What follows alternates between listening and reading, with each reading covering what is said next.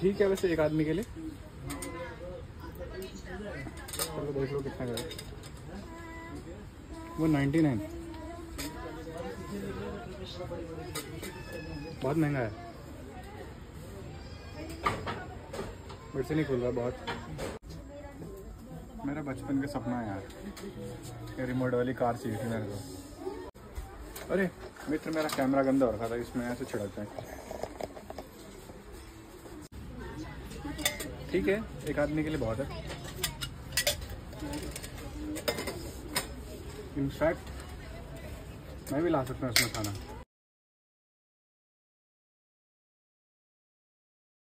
So guys आज मैं आ गया था उत्तराखंड के यूथ महाउत्सव मेले में। यहाँ पे बलिया से भी काफी सारे लोग आए हुए थे जिन्होंने यहाँ पे अपनी दुकान खोल रखी थी।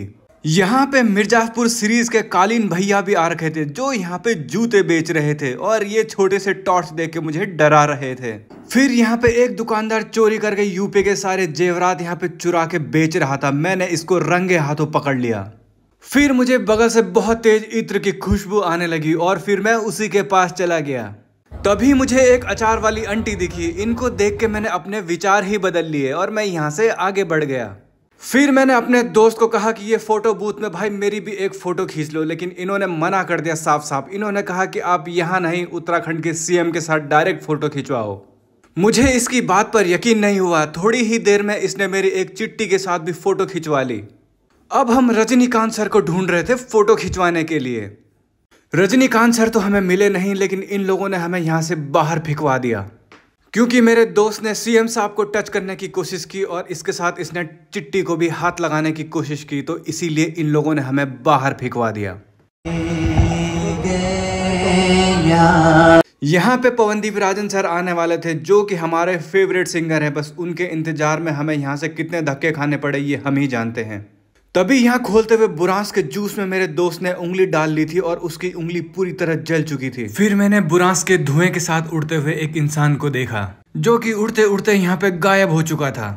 तभी यहाँ पे बहुत सारी भौजाई पहुंच गई थी गढ़वाली गाना गाने के लिए। ये मेला बहुत सारी रंगीनियों से भरा हुआ था। यहाँ पे कुछ लोगों ने इंसानों को छील के उन्हें ऐसे ही टांग रखा था।